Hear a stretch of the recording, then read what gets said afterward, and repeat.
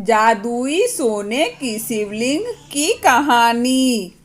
मोहनपुर गांव में शिवम एक चौकीदार था। वह रात भर गांव की गलियों में लाठी लेकर आवाज लगाता घूमता था। इसके चलते गांव वाले चैन की नींद सोते थे। वह रात को अपना खाना लेकर निकलता और शिवजी के मंदिर जाता था। रात के समय जब पुजारी जी मंदिर बंद करते तब वह अपने काम पर निकल जाता था। एक दिन पुजारी बाबा ने उससे पूछा, शिवम, यह सभी गांव वाले सुबह मंदिर आते हैं और तू रात को मंदिर आता है, उसके बाद मंदिर बंद होने तक बैठा रहता है। शिवम, पंडित जी, जब तक मैं भगवान के दर्शन नहीं कर लेता मैं अपने काम पर नहीं जा सकता। दूसरा, जब तक भगवान बैठे रहते हैं मुझे गांव की चिंता नहीं है। जब ये सो जाते हैं तब मैं गांव की रखवाली करता हूँ। पुजारी, तुझे इतना विश्वास है शिवजी पर? शिवम, हाँ पंडित जी, मेरा विश्वास अटूट है। इसी तरह समय बीत रहा था। एक दिन मंदिर में एक सेठ जी आए और पुजारी जी से बोले, सेठ जी, पंडित जी, मेरे कोई संतान नहीं है। मैं भगवान भोलेनाथ की पूजा करना चाहता हूँ। पंडित जी सेठ जी की पूजा करवा देते हैं। भगवान ने चाहा तो तुम्हें अवश्य संतान की प्राप्ति होगी, लेकिन उसे लेकर मंदिर में दर्शन कराने अवश्य आना। एक साल बाद सेठ जी के घर बेटा पैदा होता है। वे अपनी पत्नी व बच्चे के साथ मंदिर पहुंच जाते हैं। सेठ जी, पंडित जी, भोले बाबा ने मेरी पुकार सुन ली। यह सुनकर पंडित जी बहुत खुश होते हैं। उसके बाद सेठ जी कहते हैं, पंडित जी, मैं इस शिवलिंग की जगह सोने का शिवलिंग स्थापित करना चाहता हूँ। पंडित जी, यह आप क्या कह रहे हैं? सेठ जी, यह शिवलिंग बहुत पुराना है, हम इसे हटा नहीं सकते, और अगर आपने सोने का शिवलिंग स्थापित करा दिया तो इस खबर के फैलते ही शिवलिंग चोरी होने का खतरा बढ़ जाएगा। सेठ जी, लेकिन पंडित जी, मैंने निर्णय कर लिया है, आप कोई उपाय बताइए। पंडित जी, ठीक है, मैं गांव वालों से सलाह करके आपको बताऊंगा। आप 2 दिन बाद आइए। रात को पंडित जी शिवम से बात कर रहे हैं। शिवम, पंडित जी, आप चिंता ना करें, भोलेनाथ पूरे संसार की रक्षा करते हैं। क्या अपने सोने की शिवलिंग की रक्षा नहीं कर पाएंगे?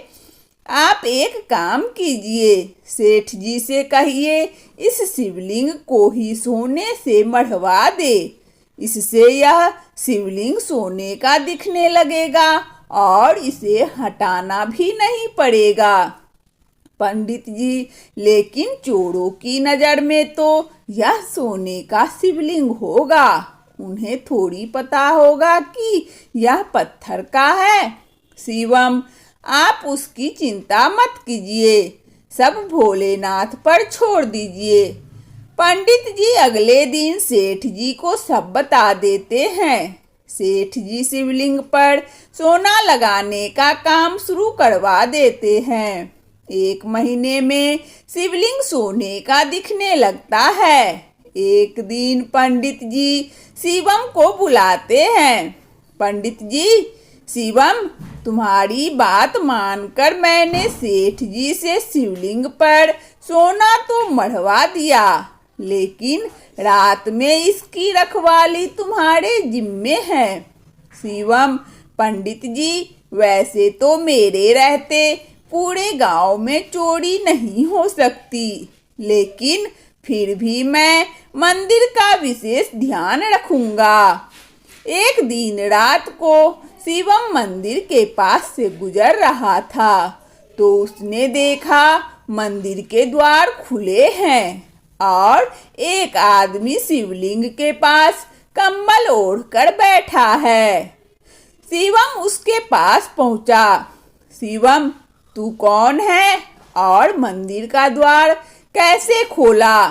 चोर है क्या तू?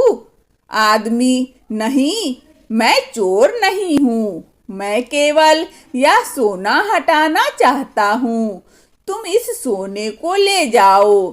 शिवम, क्या मतलब इस सोने को क्यों हटा रहे हो? आदमी, यह सोना तुम्हारे कारण लगा है, इसीलिए मैं चाहता हूँ कि यह सोना तुम ही ले जाओ। शिवम, आप कौन हैं और ऐसा क्यों बोल रहे हैं?